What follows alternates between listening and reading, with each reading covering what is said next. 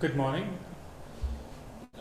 Today's scripture reading is taken from the book of John, chapter 6, verses 53 to 69. So Jesus said to them, "Truly, truly, I say to you, unless you eat the flesh of the Son of Man and drink his blood, you have no life in you. Whoever feeds on my flesh and drinks my blood has eternal life, and I will raise him up on the last day. For my flesh is true food, and my blood is true drink. Whoever feeds on my flesh and drinks my blood abides in me, and I in him. As the living Father sent me, and I live because of the Father, so whoever feeds on me, he also will live because of me. This is the bread that came down from heaven, not like the bread the fathers ate and died. Whoever feeds on this bread will live forever." Jesus said these things in the synagogue as he taught at Capernaum. When many of his disciples heard it, they said, "This is a hard saying. Who can listen to it?" But Jesus, knowing in himself that his disciples were grumbling about this, said to them, "Do you take offense at this? Then what if you were to see the Son of Man ascending to where he was before? It is the Spirit who gives life. The flesh is no help at all. The words that I have spoken to you are spirit and life. But there are some of you who do not believe." For Jesus knew from the beginning who those were who did not believe and who it was who would betray him. And he said, "This is why I told you that no one can come to me unless it is granted him by the Father." After this, many of his disciples turned back and no longer walked with him. So Jesus said to the 12, "Do you want to go away as well?" Simon Peter answered him, "Lord, to whom shall we go? You have the words of life, and we have believed and have come to know that you are the Holy One of God."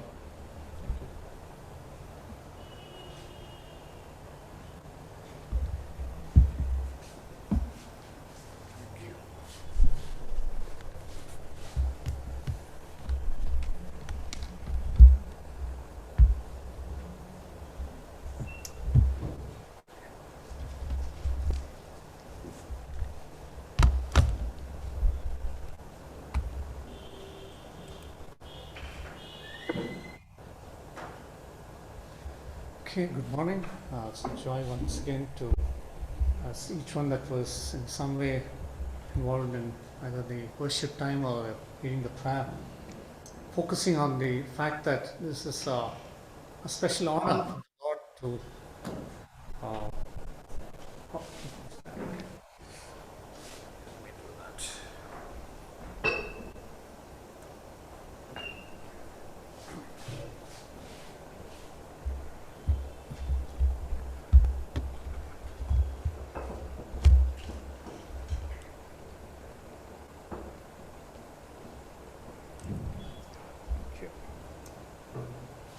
yeah, it's a joy and honor for all of us in that sense to come together physically, and so it's something that we shouldn't be taking for granted. Maybe none of us would have imagined that we had to be in a situation like this. Like I think maybe it was Abhishek who mentioned, if it was persecution or something, could understand. But this is not due to persecution, but just due to this pandemic situation. Yeah. This morning, I'm not sure how is it coming there. Is it coming there? Because there is some. Pardon? Okay. So I'm just going to go ahead. It's coming there, right? Okay. So I'm just going to go ahead because I think there's some problem sometimes with my network issue here. So I'm just going to go on. Yeah. Okay. Okay. So we're looking at the next part of this "I am the bread of life." Now we mentioned that Jesus had "I am" statements.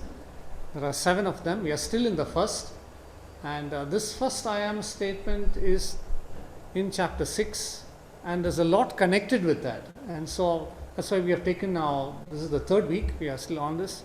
Of course, the first week we were talking about some general focuses about the "I am" statements, and then of course last time we focused on one particular aspect of it. And today we are actually looking, as we consider this I am statement, when Jesus makes the statement that I am the bread of life, I am the bread that came from heaven, there was a reaction by the people. And so because of that reaction, he asked some questions to them. That's his style of teaching. And in that, there is a question actually that he asks even to indicate something about where he came from. Because when he said he is the bread that came from heaven, is where they had a problem receiving what he said. And so that's the focus a little bit this morning, the question of his origin. And so we're going to be looking at that this morning.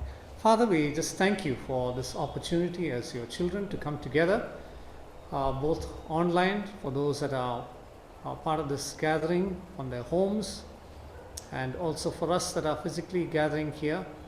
We thank you for the privilege that you give us as your people to come together in whatever form it is, to come together in your name and to meditate on your word together and to be encouraged. And Lord, this morning we also bring to you our sister Maria, even as they're expecting their second child for Joel Maria. We just pray that you will have your hand upon her.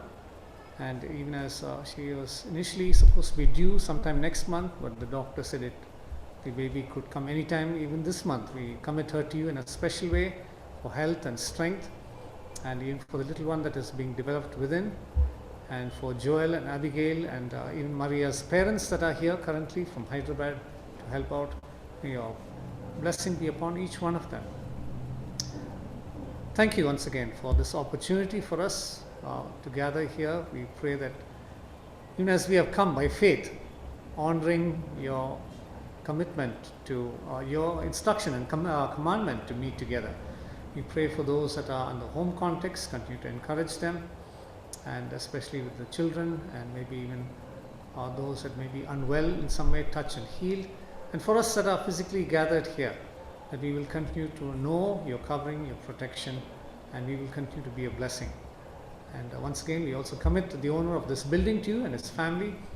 Thank you for their goodness to us, to allow us to be in this facility all these many years, and even this past year to be gracious with regard to various commitments on the rent and other things. We ask your blessing upon them as a family. We also thank you for Mrs. Seema Zadeh, who is allowing us to use our premises next door. May your blessing be upon her and her family as well, and minister to them in their times of challenge and times of need. May they come to know you also. Speak to us as we reflect on your word this morning in Jesus' precious name.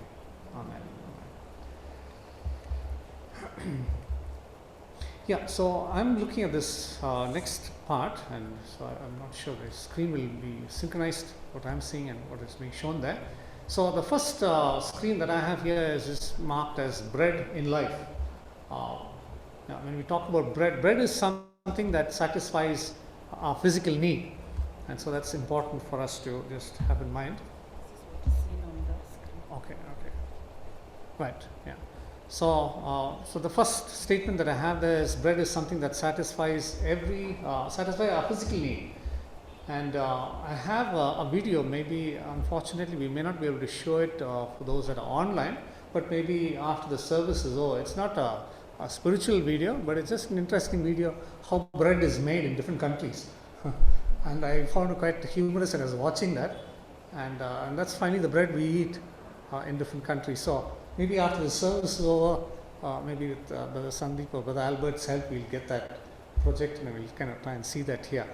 Maybe even on the screen. And if it's connected to online, maybe they can watch it for a while. So bread satisfies. When someone is really hungry, the quickest thing that they munch on is bread. And so even Jesus, as I mentioned last time, Jesus, as much as he ministered to people, especially, and his focus was definitely on their spiritual needs, he often met their physical needs first. And that's interesting. He focused on their physical need, he met that, but he didn't stop there. He focused beyond that on their real, eternal spiritual need. And that was something he was offering them, and many times people had a challenge responding to that. So the next point that we have here is Lord Jesus uses the analogy of bread, and we talked about it last time also. He uses various analogies. With the woman at the well, he talked about water. But in this context, because that was what they partook of, the bread, he talks about that. And after using that analogy about bread, he offers himself as the bread of life that can really satisfy them. Because the physical bread which they ate the previous day, they were satisfied at that moment, but then that was over and they came searching for him. And Jesus told them very clearly, you're not coming because you saw the miracle, because that would have pointed to who I am, the eternal bread, but you're coming because your stomach was filled, which means they wanted the next day's provision. And as Jesus, we kind of highlighted that last time, was talking about being the bread of life and being able to give them that which will satisfy, their response is, evermore give us this bread. And they're still thinking completely in the realm of the physical. Okay? But Jesus is constantly at this point talking about the eternal and the spiritual. So the next thought I had here is this, because he talks about they need to believe in him. And so that's the next point there. Believing in him or having Christ in our lives is equal to having eternal life. Not just physical life, they eat bread that will sustain them physically, but he says, if you believe in me and accept me, and I'm part of your lives. That's what he meant by the aspect of the bread, an analogy. They eat of it, it's part of them, and then they would have eternal life. It's not just the physical bread he was talking about, but he's saying about receiving him. When they partook of him, like they partook of bread, they would have eternal life, believing in him, having Christ in their lives. Now, Jesus being the bread from heaven, the next thought there, we see that he's already made several statements about this. He made about himself being the real bread that came from heaven. I've listed about 6 verses there. If you're jotting down, you can jot down those verses and look at those statements that he made. It's not an accident, it's intentional. He goes on repeating about who he is, that he came from heaven and he is the bread of life. He keeps on reiterating this 6 times in this passage. Now, after having said that, these statements are being made to these people to accept them. He asks them to accept him into their lives in totality, in completeness, not in bits and pieces. And he asked them, having made this statement, does this statement offend you? Because they were offended, because he said, unless you eat my flesh and drink my blood. And we'll be looking at that a little bit this morning when we partake of the Lord's table. So the Lord's table will be kind of blended in with this message this morning, and because some of those statements are related to that. So as he makes that statement about his body being the bread and his blood being the drink that they need to partake of, they were offended. They said, is he offering us his flesh? See, they are still thinking in the realm of the physical. He has moved on from what they had physically the previous day, and he's talking about spiritual, but they're still stuck in the physical. And so he asked them, are you offended by this? And so as a question, the next point that we have is a question from Jesus, as they are kind of offended about his claim. And their offense was not just about eating his flesh and drinking his blood, but also the claim that he said he is the bread, the living bread that came from heaven. Because their offense was, hey, we know who he is. He's from Nazareth. We know his what they thought was they thought was his father Joseph and Mary and his other family members. Oh, we know who he is. And does he say he's come from heaven? They had a question about his origin. Okay. To which Jesus adds one more important question, and that's something that we see here. The question that he asks is this: what then if you should see the Son of Man ascend to where he was before? He's there with them right now, but what if you see him ascend to heaven from where he came? Because he's saying he's the bread that came from heaven. If you see me going back, what then? Now it's interesting, the problem that the people had in accepting and believing was about his origin. I'm going to quickly read those 2 verses. It's John chapter 6, verses 41 and 42. Just quickly read that for you. John chapter 6, 41 and 42, he says, the Jews then murmured against him because he said, I am the bread that came down from heaven. And they were saying, is not this Jesus, the son of Joseph, whose father and mother we know? how is it that he says he's the one that has come down from heaven? So they are concerned, they're kind of questioning his origin. He claims he's come from heaven, but they're looking at it from another perspective. And they say, no, we know where he physically came from. Now, Jesus' origin or past, that's the next slide there. None of these people that were there questioning Jesus were there when Jesus was born in Bethlehem. They thought he came from Nazareth, and he's from Nazareth. He's not from Nazareth. Yes, his family settled there, but he was born in Bethlehem, and most of them didn't even know that. They didn't even know that he was born of Mary by the power of the Holy Spirit, and Joseph had no physical involvement. They had no idea about those things. So that is totally unknown to them. So how will they know where he really is from then? Because they think he's from Nazareth. Father is Joseph and mother is Mary. That's his hometown. They didn't know how the angel came and made that statement to Mary that she'll be overshadowed by the Holy Spirit, and that which is conceived in her will be by the power of the Holy Spirit. Because Mary's concern was, I don't know a man, how will this happen? And so the angel made that known to her. So these people have no idea about his origin, where he came from. Now there's a revelation of his origin. He makes a revelation of his origin for those who by faith partake of him.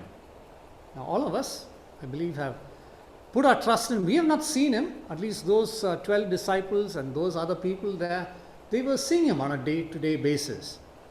The disciples, of course, experienced much more miracles than the other crowd did. And he made those claims about who he was, and many of them did put their trust in him. Like the first miracle that we did look at last year sometime, the turning of the water into wine. After he did that miracle, it says many believed in him. But Jesus, it says in that passage in John chapter 2, did not entrust himself to them because he knew what was in man. Their belief was a very superficial belief. It was not a belief in his totality of who he was. They believed that he could do certain things. It was in that realm. Okay, and so he makes the statement, what we see is for those who by faith partake of him. In that sense, when we use the word partake of, I'm partaking of a meal, we are consuming it. It's becoming a part of us. And so in that sense, to eat of his body and drink of his blood, he says to those people, they will get to know or see where he is from. Okay? Because that question is, we know where he is from. He says, no, you actually don't know where I am from. In another passage, he clearly says, you don't know where I am from. Okay? But those who believe in him by faith, in other words, partake of him by faith, of his body and of his blood, in that sense, it's not the literal body and blood. We'll come to that. They will get to see where he is from. And literally, the next point that we see, the 11 disciples, minus Judas at this point, and several others who did believe on him by faith, who partook of him by faith, they got to see where he came from. That's a question he asked that day in John chapter 6. What if you see the Son of Man go back to heaven from where he came? Would that change your perspective? And since they didn't believe, they didn't get to see that. But to those that did believe, we see in Acts chapter 1, verses 9 to 11, after Jesus gave them the commission there, according to the Acts account, go and make this, he says, you'll receive power from on high and you'll be my witnesses in Jerusalem, Judea, and Samaria to the uttermost parts of the earth. After he gave that commission to them, he is actually taken up before their very eyes. They see him going up and they're looking up. And then two angels come and they say, why are you looking up?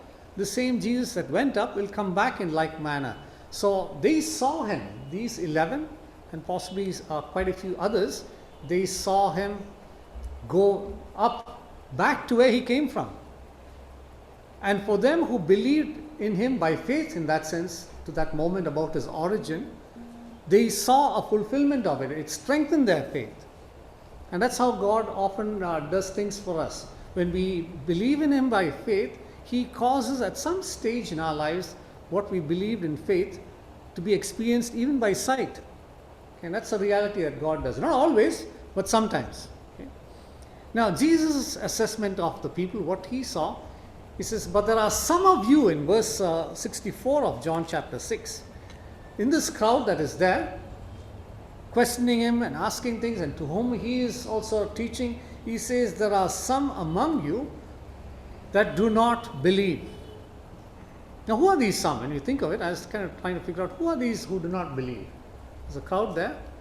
Obviously, these are some of the same people that were on the other side of the lake the previous day, just the previous day, who even experienced the miracle that he did and partook of it. They didn't believe. Okay. So what this conveys to us, what I put here on the screen, is the last point on this screen. Thus we see, thus we know, seeing or experiencing a miracle does not guarantee belief in God. Okay, seeing is not believing. We have that saying we would have heard. Seeing is believing. If I see, then I'll believe. Even Thomas, the apostle, had that kind of mindset. But on the day when Jesus ascended, he didn't open his mouth at all, because he already blew it, and he had a rebuke from the Lord, where the Lord says, now you have believed because you saw.